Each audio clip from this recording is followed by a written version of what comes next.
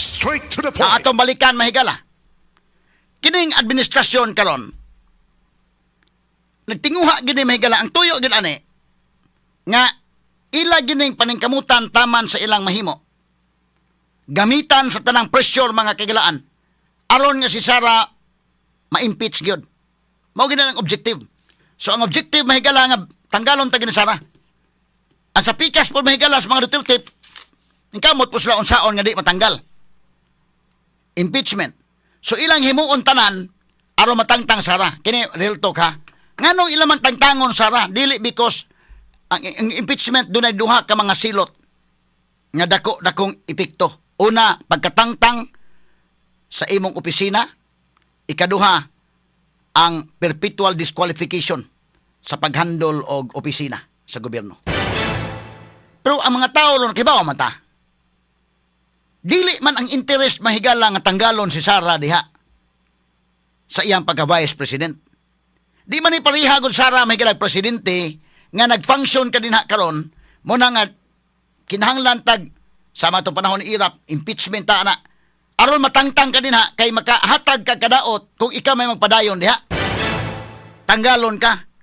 Ikaduha ang perpetual disqualification. Pero kini ka Sara mahigala more on perpetual disqualification ng iyang tuyo nga tangtangon siya day. Aron kinaplangkang pag-istorya ha. Tanggalon si Sara not because nga aron na di na sa vice president but to eliminate her sa election sa 2028 nga di na sa makadagan. Straight to the point. At least pag siguro mahigala nga wa tanay ligon nga kontra kay di pag unsa kini plangka lang pag-istorya ba ligon gyud Sara ron otherwise kung di pa na ligon Sara dili na nila naon sad ligon gyud bisag kung saon pa surveys after surveys og mag-eleksyon ron mudaog Sara niya kana og mag-elections 2028 mudaog Sara kuyawan po sila nga iyay mudaog ni magukod man sa taaning mabawasan taan.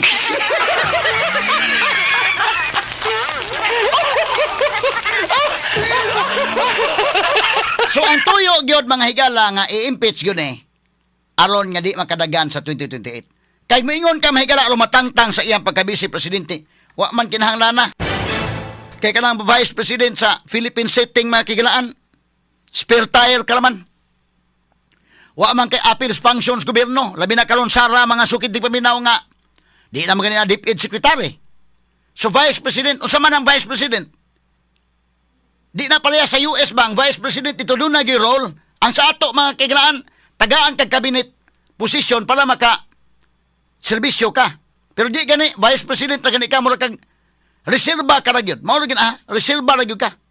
Ang kisa may tangtangon nimo ang reserba nga wa man mag-function. Bisa pag tanggalon nimo sa lawa may effect sa nasod indikin. Kaya in the first place wa naman na siya good as wa naman na Sara wa man gahom.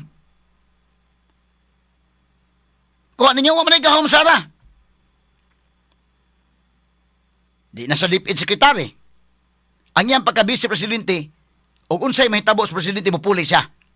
Pero why mahitabo sa presidente wa kay gamit? Nara ka diha. Nya usa pa mitangtangon nimo inday kin may nag-function as gobyerno wa man. Og sa jeep pa na ba jeep? Dahil upat kaligid, nidagan ra ang jeep. Ang kanang vice president sama nag-spare tire ba na ang ligid niya reserba og maplatan, ada atong gamiton. So, problema kag tanggalon nimo na ang wa man na mag-function ng ligila. Dili na maoy kwan ang katuyuan gyud ani nga impeach ko sa konbiktuhon gyud aron di kadagan.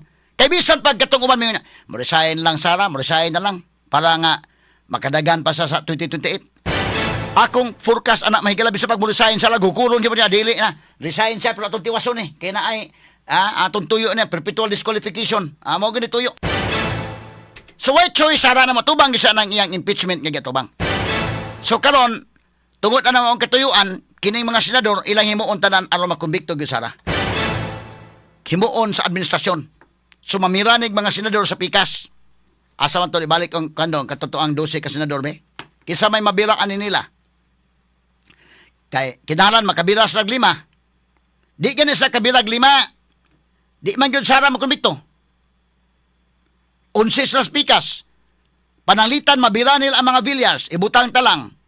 Kini mga bilyas may na basta-basta mo kan mura man ning grupuha sa majority ba nga hawak kamay na lang gitaron. Mura man ning kuan di na tamo di tamo kuan.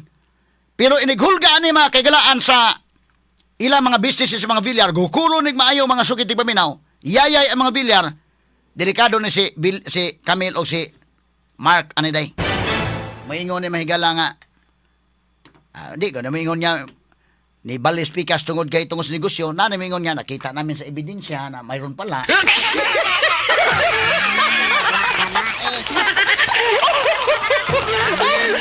Asa kini sa cheese, kini sa si Jinggoy o kini si Kwan, Joel, panalitan ang mabali ni sila. Pero di basta-basta mabali ha.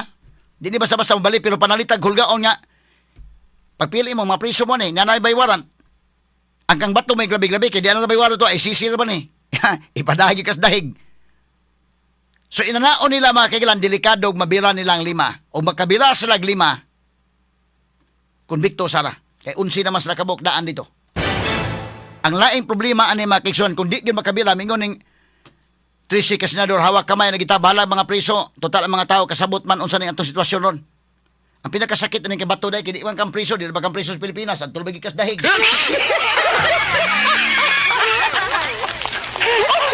Sunod is bunggo. Bidan, dako ang problema na nila yun.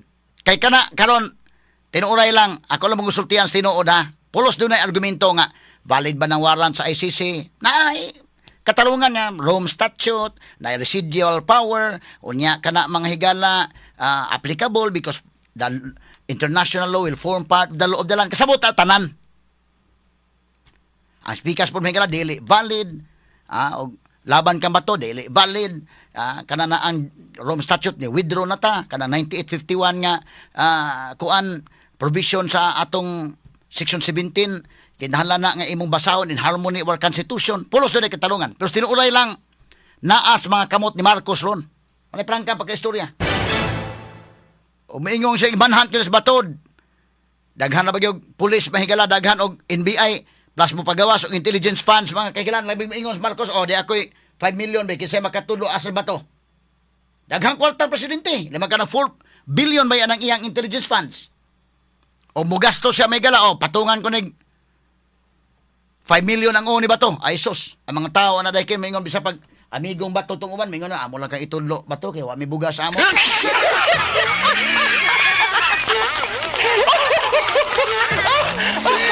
Kaya ako lang nang giagi katawa-katawa pero delikado kayo.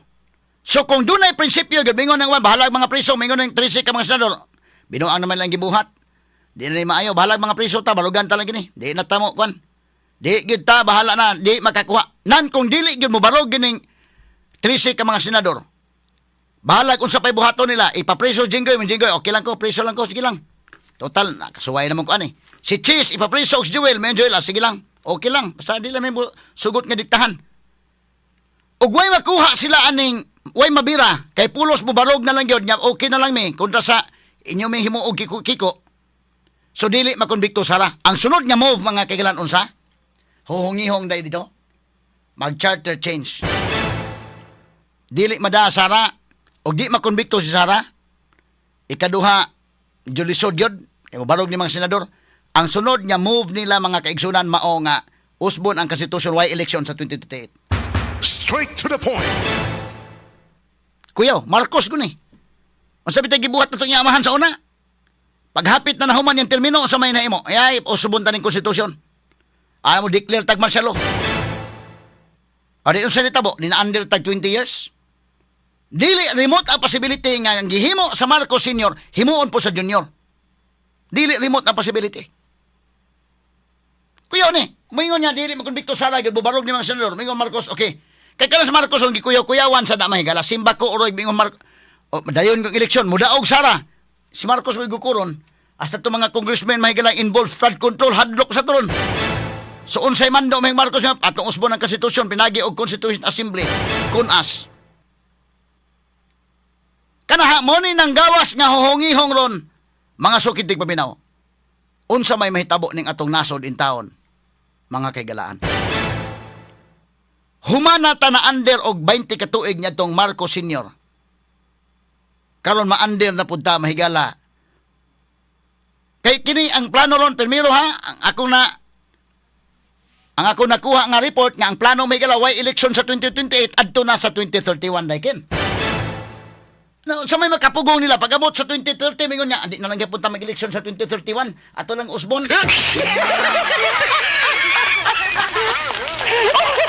Mahimo man na nila. Sila ila man tanang gahom. Kita bitaw mo bisag naman. Sama ining election sa barangay ba dahil nga ato lang i-postpone na. Palampasal tag ko na nga ma-postpone ang election sa barangay. Kanay mahimo man ni ug tanaw di kin makonbikto sa laktos ka delikado daog gini. Why election 2028? Para nga di ni mo daog Sara.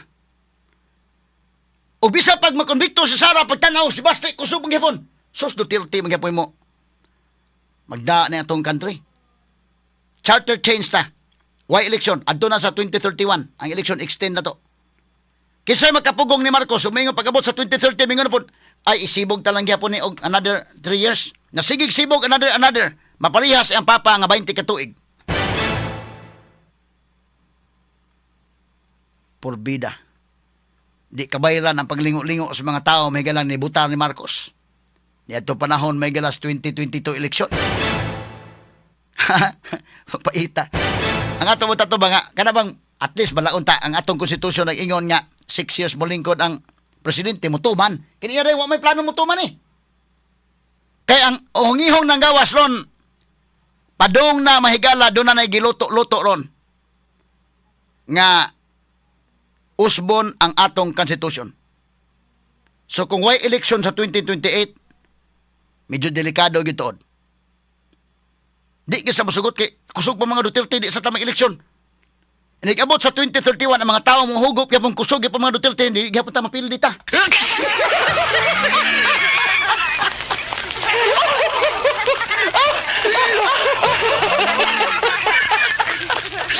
Kana mahigala ako lang ang giagi kato-katawa pero medyo dili na lalim mga sukid tig paminaw mo na mahitabo. Kana mga possibilities na ha. Mga possibilities na forecast na ko na mga kaigalaan nga mahimong mahitabo, mahimong dili. Kay ako lagi mapa-forecasto ninyo kung pasagda na to ng mga senador according way pressure wa mahigalay kamo lang mabuot sa inyong konsensya lang dili makonbikto sara. Pero kung presuron sa Malacañang, delikado pa. Nan kung dili gyud mahigala makonbikto sala kay mobarog gyud mga senador nga di gyud may bahala na magkinaon sa bala mga preso. Usbon ang konstitusyon. Unsa may mahitabo mga sukid tig paminaw. Mo nay butang nga angay na to mahigalang pamalandungan o ginaot munta nga di ta pasagdan sa kahitasan ninihitabo sa to nasod karon. De kalibreng talakayan. De prinsipyong komentaryo. Attorney Rufil Fernandez Banyok sa Straight to the Point. Alas 9:21 na mahigalas tuman-uban karon ning atong tulumanon ug inyong tulumanon. Straight to the point. Atong balikan mahigala ning atong dugang mga iskutanan karon mga higala. O mo lagi na ambot hantod kanos amapod ang people power mga kagala. Mo tining tabong Marcos una na sa gahom mo anay makapalag niya. Mo to nag people power. Patkinis Marcos karon Junior o di ni manaog mga kagalaan. Hantod kanos aman kaya pa sa mga tao ang pagantos.